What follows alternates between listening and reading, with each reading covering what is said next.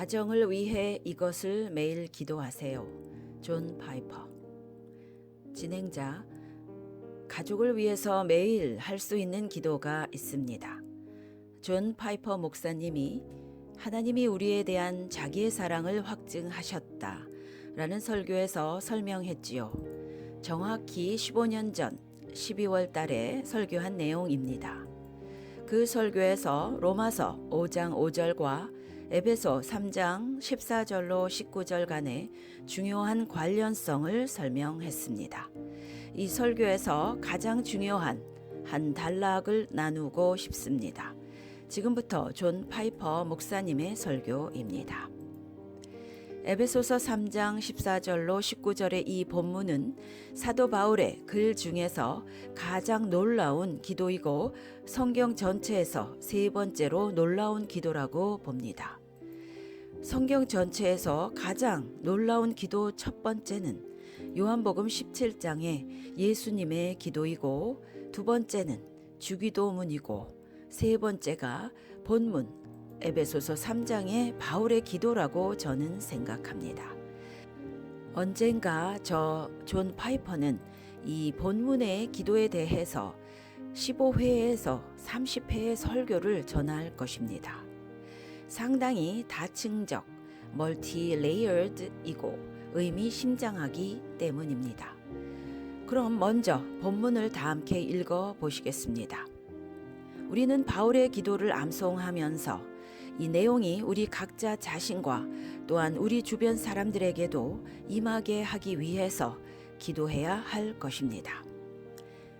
이러므로 내가 하늘과 땅에 있는 각 족속에게 이름을 주신 아버지 앞에 무릎을 꿇고 비노니 그의 영광의 풍성함을 따라 그의 성령으로 말미암아 너희 속 사람을 능력으로 강건하게 하시오며 믿음으로 말미암아 그리스도께서 너희 마음에 계시게 하시옵고 너희가 사랑 가운데서 뿌리가 박히고 터가 굳어져서 능히 모든 성도와 함께 지식에 넘치는 그리스도의 사랑을 알고 그 너비와 길이와 높이와 깊이가 어떠함을 깨달아 하나님의 모든 충만하신 것으로 너희에게 충만하게 하시기를 구하노라.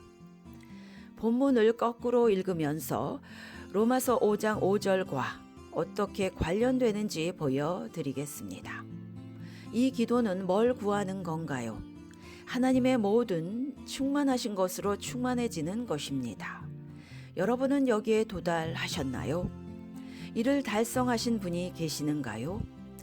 자기가 이미 도달했기 때문에 달성했기 때문에 다음 단계로 건너뛰고 넘어가신 것입니까? 존 파이퍼는 이것을 원합니다. 하나님의 모든 충만하신 것으로 제가 충만해지는 것. 사도 바울이 에베소 교회를 위해 기도하신 내용이지만 넓게 보면 당시 모든 초대교회 성도들과 그 이후 오늘에 이르기까지 저 같은 모든 신약 성도들을 위해서도 사도 바울이 이런 기도를 드렸으리라 생각합니다.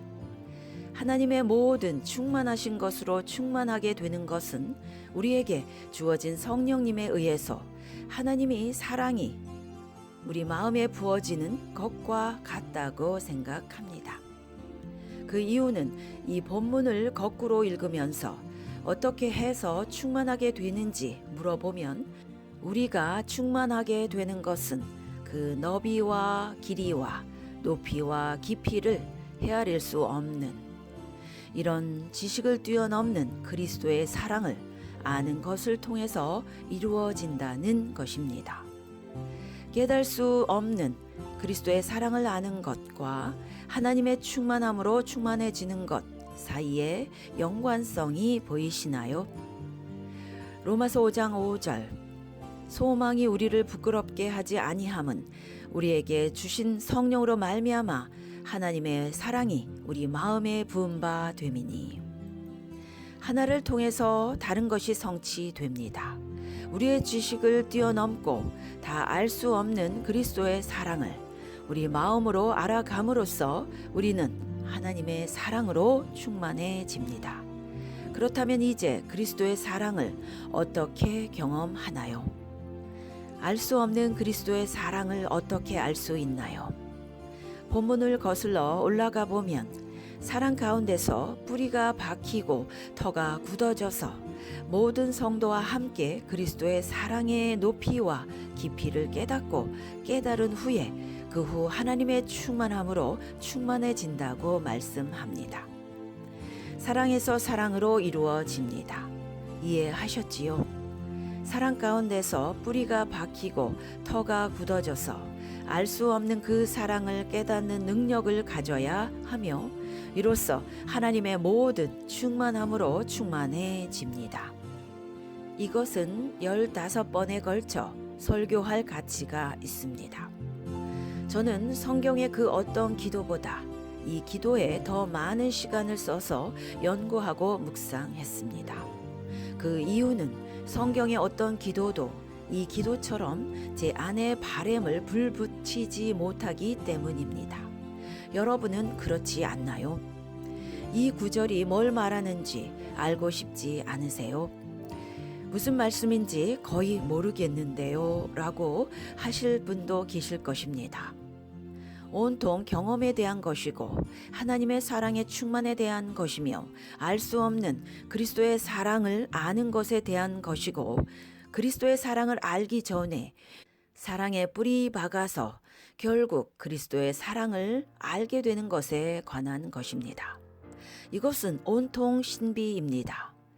그럼에도 불구하고 바울은 우리가 이를 읽고 기도하고 경험하도록 혹은 기적적인 경험 안에서 이것이 무슨 의미인지 알도록 이것을 글로 기록했습니다.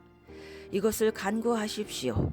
자녀들을 위해 이 내용으로 기도하십시오.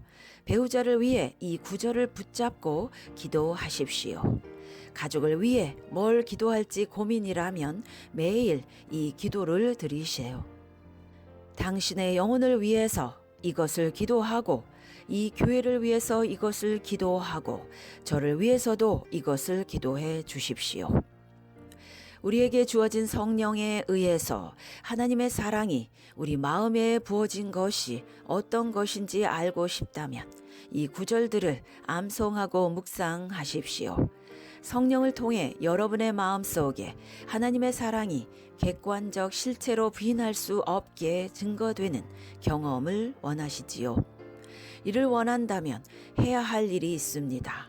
하나는 못 박히신 그리스도의 복음이라는 성경의 객관적 사실을 묵상해야 하고 다른 하나는 기도하고 또 기도하는 것입니다. 제게 해주세요, 해주세요, 해주세요. 제 마음을 이끌어 주세요. 하나님의 사랑이 제게 임하기를 제 마음을 하나님의 충만함으로 채워주세요. 라고 매일 기도하는 것입니다. 이 충만함이란 지식을 넘어서고 사랑 가운데 뿌리 박힌 성령께서 주시는 그리스도의 사랑, 내주하시는 그리스도입니다. 무슨 말인지 완전히 잘 모르더라도 이 일들을 제게 이루어 주소서. 이렇게 기도하고 알고 행하다 보면 이를 점점 더 명확히 인식하게 될 것입니다. 예수님이 나를 사랑하시는 것을 아는데 여러분께 문제가 있으시다면 찬송을 부르십시오. 예수님은 나를 사랑하셔. 나는 그것을 알지. 왜냐하면 성경이 그렇게 말씀하시니까. Jesus loves me. This I know, for the Bible tells me so. 우리 한글 가사는 예수 사랑하심은 거룩하신 말일세. 맞는 말입니다. 그러나 불충분합니다. 추가적인 구절이 필요합니다. 제가 작사해 보았습니다. 예수님은 나를 사랑하셔. 의심이 없지. 왜냐하면 성령께서 그 사랑을 부어주시니까. 작은 자들은 그분께 속하지. 우리들은 약하나 예수님은 강하시도다. 아멘.